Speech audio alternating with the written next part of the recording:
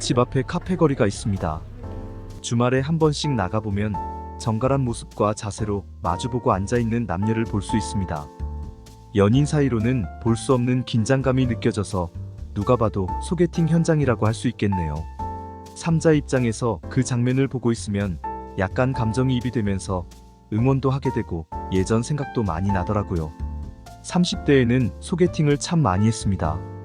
세어보지는 않았지만 선본 것까지 포함하면 7080번은 좋게 한 것 같네요.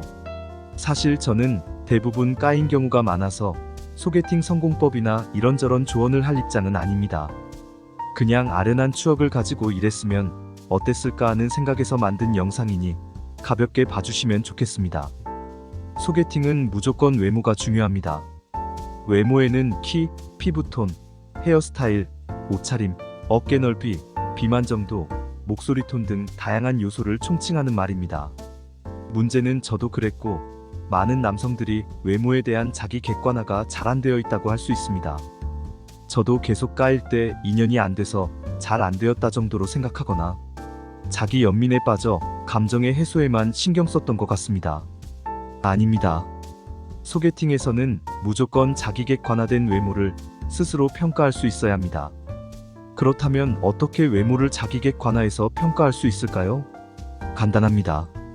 중고등학교, 대학교를 포함한 학창시절에 문여성으로부터 대시를 받은 횟수와 강도를 생각해보면 됩니다.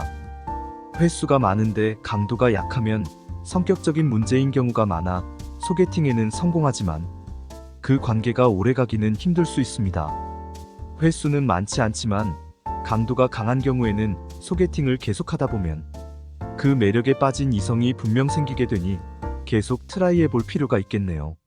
저 같은 경우는 여성으로부터 대시를 받는 횟수가 거의 없었습니다.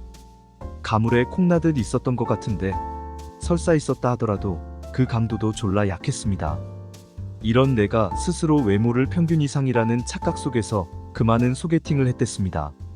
그러다 보니 상대방이 예의상 한 말을 철석같이 믿고 눈치 없이 계속 연락하면서 부담을 주고 나도 고통스러워했던 기억이 있습니다. 이게 모두 자기 객관화가 안 돼서 상대방의 말이나 제스처를 자기 위주로 해석하다 보니 생기는 증상입니다.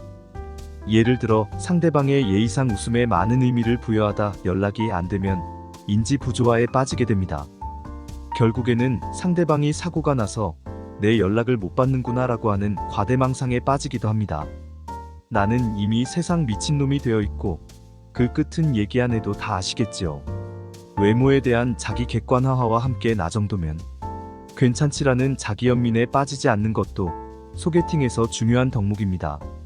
내가 좀 뚱뚱하지만 직장은 좋으니까 잘 될 거야 라든가 키는 작지만 집도 있고 금전적으로 나는 안정된 사람이니까 라고 생각하는 게 대표적인 자기 연민의 예시라고 할 수 있겠네요.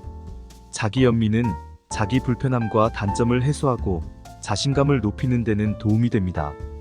하지만 소개팅에서 상대방에게 그것이 느껴질 때는 세상 꼴물견처럼 보일 수 있습니다.